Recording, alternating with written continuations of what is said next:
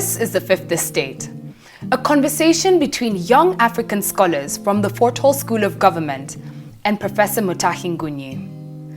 At the Fort Hall School of Government, we liked it when the president was annoyed, unpredictable, moody, and in military uniform. But then the dark sinners of the law, led by Maraga, did their coup.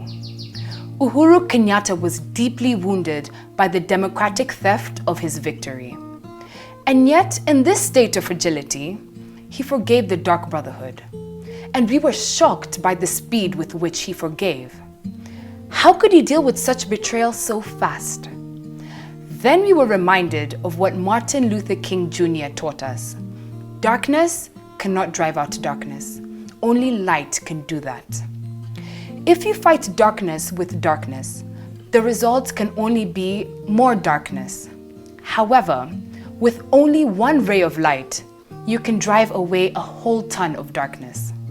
Therefore, if Uhuru Kenyatta is preaching forgiveness and peace, it is because he is fighting the Dark Brotherhood with light. And as Maya Angelou taught us, nothing can dim the light that shines from within. Because Uhuru means well, and his light shines from within, he will triumph. What is our point here? As Robert Freeman taught us, character is not made in crisis. It is only exhibited in crisis. Our crisis has exhibited the character of Uhuru Kenyatta as that of a forgiving and long-suffering man. But our crisis has also exhibited the soul of the Dark Brotherhood inspired by Maraga and Raila. And at the core of this soul is a young MP called Babu Awino. You see Babu Awino, you see the soul of the Dark Brotherhood exhibited. It is that simple. Now we will go back to Uhuru Kenyatta and the crisis before us. According to President John F. Kennedy, the Chinese word crisis has two meanings. The first one is danger. The second one is opportunity. And Uhuru Kenyatta is inviting us to see the dangers in our crisis, but to focus on exploiting the opportunities in this crisis. If we focus on the dangers, we will miss the opportunities. And the opportunity for Uhuru is to finish Raila once and for all. Consider the game plan with us. We begin by asking the question, if our crisis is about danger and opportunity, where is the danger located? Is the danger located in the numbers? Can Raila beat Uhuru? And the answer is 0. Uhuru is at 8.2 million votes and counting. Meanwhile, Raila is at 6.7 million votes and reducing. The distance is clear. Is the danger located at the IEBC? And the answer is maybe, maybe not. Changes in the Elections Act will soon take care of this. But there is one more thing. During a political crisis, you do not build consensus through dialogue. You build consensus through dominance. Uhuru must build consensus on the Elections Act by dominating NASA into submission at 0 option. The danger ahead is not natural. It is engineered by the Dark Brotherhood of Law. And because Raila has no numbers, the Brotherhood will misinterpret the law to stop Uhuru for him. And if this is where the danger is located, then the judiciary must be declared an institution without legitimacy. Because of its lost legitimacy, therefore, the decisions of the courts based on bad law for this election must be disobeyed until we liberate the courts from the Dark Brotherhood of Law. As a young student of law, I do not understand the Dark Brotherhood story, and it scares me. As a young student of law, I am scared to think that the Maraga boldness has created the Babu Awino madness. I am scared to think that what Maraga thought was a good decision has produced a group known as the Nairobi Business Community. If Maraga, the chief lawyer, could get it wrong, what are my chances of getting it right as a young student of law? And this is why between the Dark Brotherhood of Law and Uhuru Kenyatta's positive light, I choose the light. Between seeing crisis as danger and seeing crisis as opportunity, I choose to see the opportunity.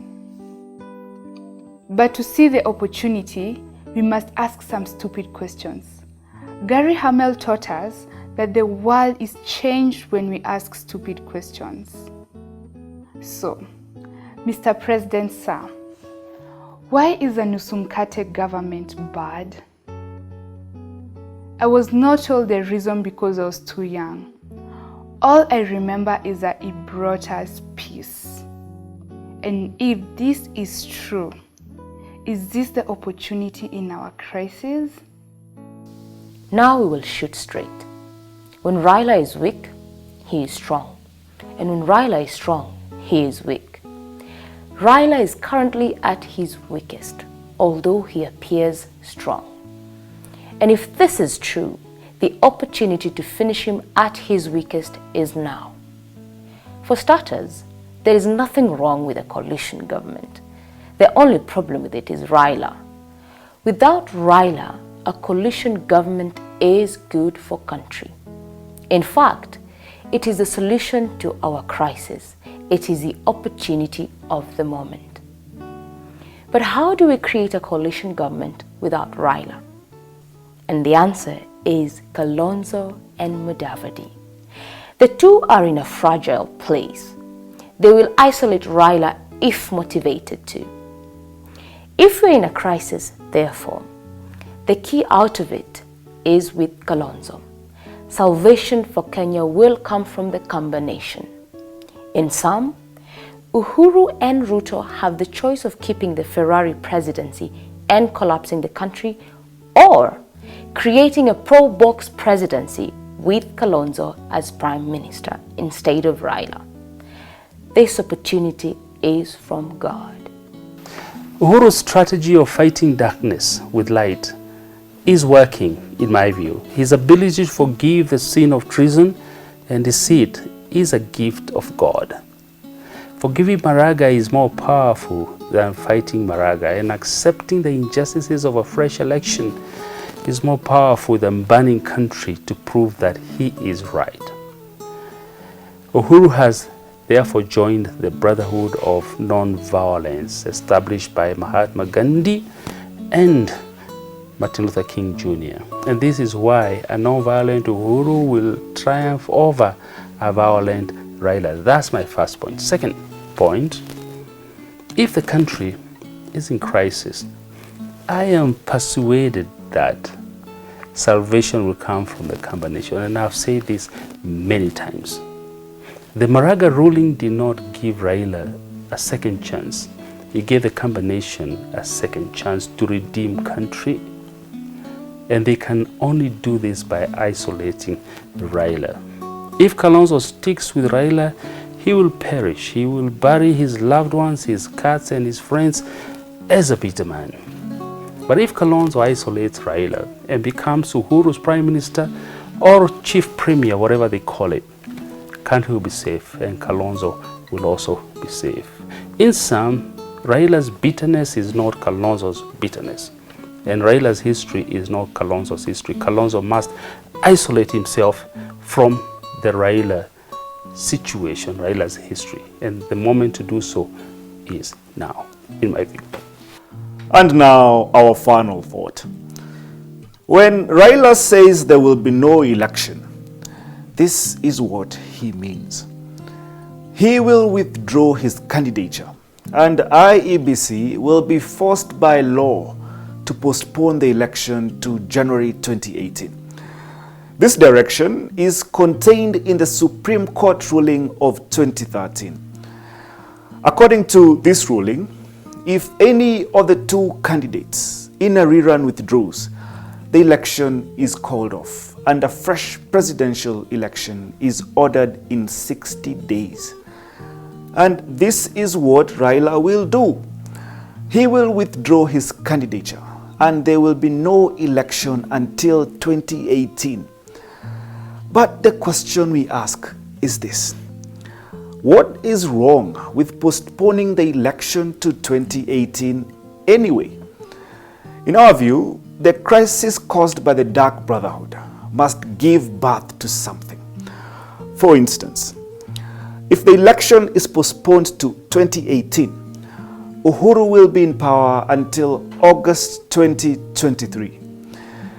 Is this good or is this good?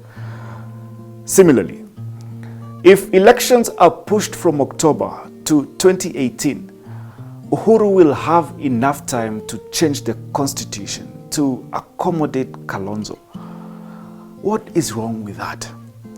In sum, Uhuru should encourage Raila to stop the October 26th election to sometime in 2018.